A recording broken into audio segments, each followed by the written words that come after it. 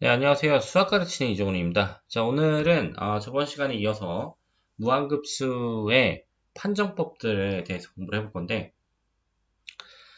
이 여러 가지 판정법이라고 하는 이 단어를 공부해 볼 거예요.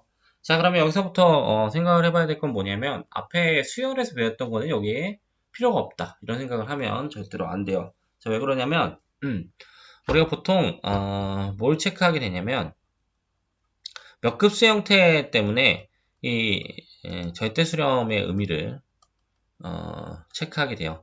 근데 절대 수렴의 의미를 체크하게 되면 얘는 0 이상이기 때문에 보통 판정이라고 하는 거는 어디서 고려하는 거냐면 양항급수. 양항급수의 판정을 해서 이 절대 수렴성의 의미로 가져가는 상황이 오죠. 근데 이런 양항급수에 대한 판정을 결국 도와주는 게 수열에서의 큰 정리 하나가 있는데 우리가 수열에서 뭘 배웠냐면 단조수렴 정리라는 거 공부했죠. 단조수렴 정리. 이 단조수렴 정리를 가지고 이 양항급수의 판정의 의미를 만들어 나가기 때문에 단조수렴 정리가 수열에서 이용됐지만 급수에서도 적용되는 상태예요. 단조수렴 정리가 뭐였냐라고 하면 단조 증가에다가 위로 6이면 극한이 존재한다. 요게 단조수렴 정리였죠. 요게 왜 양항급수에 대한 판정에 도움이 되냐 이거부터 고려를 해보자면 비교 판정법에 해당하는 내용, 특히 이제 유계 판정법에 해당하는 내용부터 이제 고려를 해봐야 돼요. 자, 유계 판정이라는 게 뭔지 한번 먼저 소개를 해볼게요. 유계 판정이라고 하는 거는 양항급수가 가정이 됐다고 해보죠. 양항급수. 그러면 이 부분합의 수렴성과 유계성이 필충 조건이 된다. 라고 하는 게 유계 판정법이에요. 그럼 이게 왜 그러냐라고 생각을 해보면 이 양항급수 입장에서 생각을 해보면 SN은 AK를 1부터 N항까지 합으로 주어진 거죠. 근데 SN에서 SN- 빼면 아까 얘기한 대로 AN이 되는데 양항급수다 보니까 모든 항들이 양수인 급수를 얘기하는 거죠. 그래서 0 이상을 고려하게 되는 거예요. 자, 그러면 이 얘기는 무슨 얘기예요? SN은 단조 증가다. 자, 단조 증가는 우리가 알고 있기를 단조 수렴 정리에 의해서 위로 6개면 수렴한다는 걸 보장해 줄 수 있죠. 반대로 수렴하면 6개이기 때문에 요 방향은 자연스러운 건데 요 거꾸로를 생각을 해보고 싶었던 거예요. 단조 증가에다가 얘가 지금 6개라는 존재가 깔렸으니까 단조 수렴 정리에 의해서 단수 정의에 의해서 수렴한다. SN이 수렴.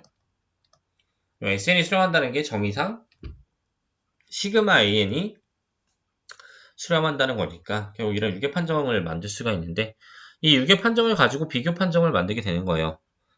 AN, BN의 관계에서 BN이 수렴하면 AN이 수렴한다. 이 얘기는 결국 BN이 유계한다는 걸 줄 거고 단조 수렴 정리를 고려해서 결국 시그마 AN이 수렴한다. 혹은 유계 판정법에 의해서 시그마 AN이 수렴한다. 라는 논리를 펼쳐줄 수가 있다라는 거죠. 어렵지가 않죠.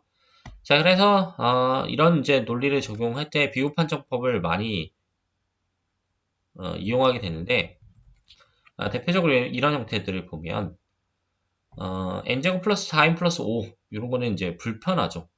n, 5 이런 건 다 불편하기 때문에 요거를 4n 플러스 5도 다 날려주면 n제곱분의 3 형태에 대한 형태로 바뀔 거고 요거에 대한 수렴성을 판단할 수 있다면 결국 비교 판정법에 의해서 얘도 수렴한다는 걸 보장해 줄 수 있다라는 거죠. 근데 아직 이거에 대한 판단 근거는 마련하지 못했기 때문에 뒤에서 좀 이따 만들도록 할 거고 어쨌든 일반적으로 이런 비교 판정법의 논리가 만들어진다 라고 할 수 있는 거예요. 자, 그런 의미에서 수열의 의미부터 잘 끌고 오는 거죠. 자, 그러면 방금 만들었던 그 논리를 이제 적용해 볼 건데 그게 이제 적분판정법이에요. 적분판정법. 이 사실 적분판정법이라는 걸 통해서 피급수 판정을 만들어야 그 논리가 만들어지는데 일단 이 적분판정법의 근거도 사실 잘 알고 있으셔야 돼요. 그러니까 예전에는 대학 교수님들이 문제를 낼 때 그냥 적당히 판정하는 문제를 냈다면 요즘에는 이 적분 판정법이라든지 어떤 판정법에 대한 증명 과정이 필요한 판정 문제도 출제하고 있는 시점이에요. 자, 그러다 보니까 결과적으로 이걸 아셔야 되는데 증명 과정도 아셔야 되는데 저는 지금 수업 시간에 이제 진행을 보통 하니까 그 내용은 지금 넣지 않고 간단하게 이걸 소개하는 정도로만 진행을 하도록 할게요. 자, 어쨌든 적분판정법이라고 하는 거는 뭐냐면 이 F가 연속이고 이 연속이라는 조건은 사실 그냥 적분 가능성을 주기 위해서 얘기하는 거예요. 적분이 가능하다라는 얘기를. 그 다음 양수이며 그 다음에 감소함수이며 그러니까 이런 조건을 만족하지 못하면 절대로 사용할 수 없지만 이 조건을 만족한다면 우리가 fnan이라고 놨을 때 fx에 대한 적분이 수렴하는 거와 그 다음에 시그마 an이 수렴하는 건 필충 조건이야. 단 이 수렴값이 같다는 거는 보장해 줄 수는 없어. 이건 아니라는 거예요. 그래서 실제로 이제 적분판정법을 적용하는 이런 상황 요거에 대한 수렴성을 판단해봐 라고 하면 n분의 ln의 일반항을 찾기가 쉽지가 않기 때문에 fx를 x분의 lnx라고 고려를 해보면 얘보다 클 때 양수 조건이 붙고 그 다음에 연속함수에 대한 조건도 보장해 줄 수 있다라는 거죠. 실제로 이제 담조함수에 대한 의미도 부여하기 위해서 미분 같은 걸 취해서 0보다 작다는 걸 보여주면 단조함수의 의미도 줄 수 있겠죠. 감소의 의미도 줄 수 있겠죠. 자, 그래서 이걸 이제 보장하게 되면 적분판정법을 적용할 수 있고, 그러면 적분판정법에 의하여 얘랑 얘의 수렴성이 같은 거다. 그래서 실제로 얘에 대한 수렴성을 체크하는데 이게 이제 이상적분에 대한 개념 자체가 이제 뒤에서 나오지만 그냥 1부터 t까지 적분하고 t를 무한대 보낸다고 생각하시면 돼요. 자, 그래서 이거 계산해 보니까 실제로 발산하는 상태가 된다.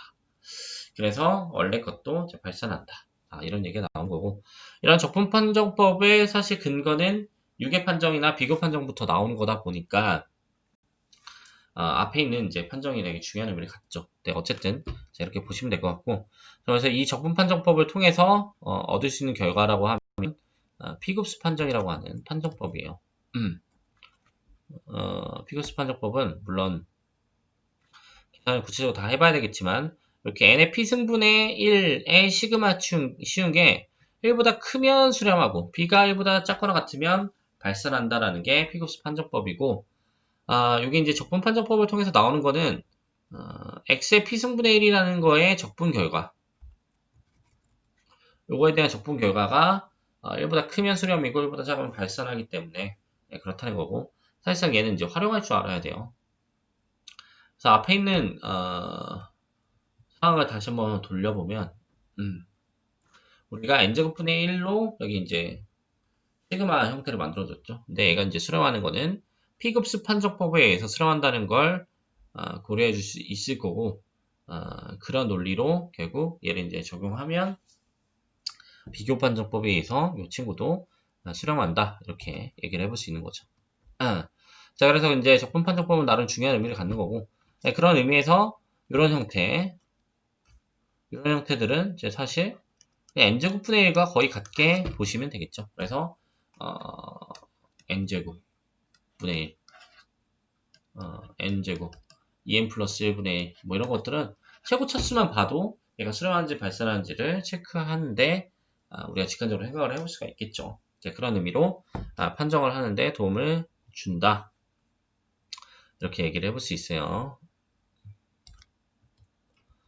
그 다음에 이 절대 수렴성의 의미를 고려를 해보면 좋을 것 같은데